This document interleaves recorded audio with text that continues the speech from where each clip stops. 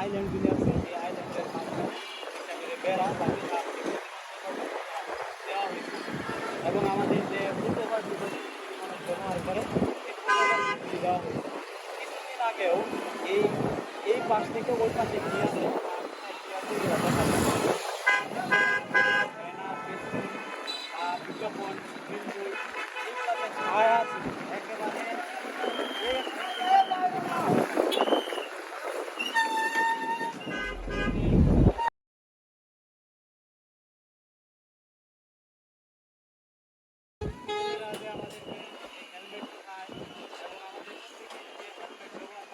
আমার হেলমেট আছে আপনারা দেখতে পাচ্ছেন, আমার পিলিয়ন আছে, তার হেলমেট নাই।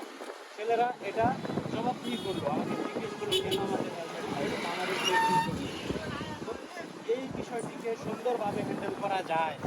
বাংলাদেশের ট্রাফিক বিভাগ, বাংলাদেশ পুলিশ এই বিষয়টাকে জোরালোভাবে এর আগেও পালন করছে দায়িত্ব, কিন্তু হয়তো কিছু অসাধু যে পুলিশ অফিসার আছে যারা পাঁচাটা আমাদের যে নিযুক্তি, আমাদের যে ফ্যাসিস্ট শাসন ব্যবস্থা, সেই শাসন ব্যবস্থার কারণে হয়তো তারা যাচ্ছে। তো এই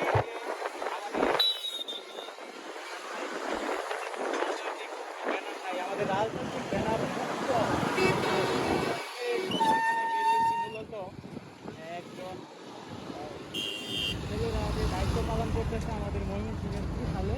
আমি জাস্ট দেখতে চাইতেছি যে ত্রিশালের ডিসিপ্লিনটা কীভাবে ওরা মেনটেন করতেছে।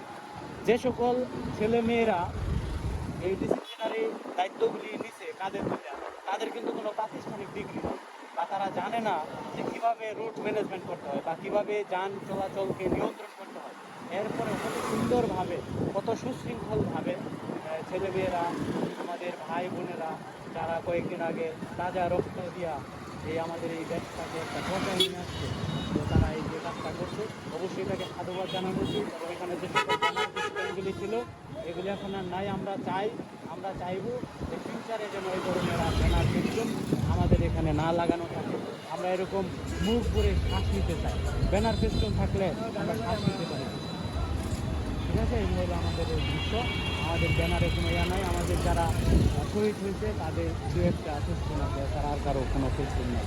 দেখেন, দেখাও আশেপাশে কোনো রাজনৈতিক ব্যানার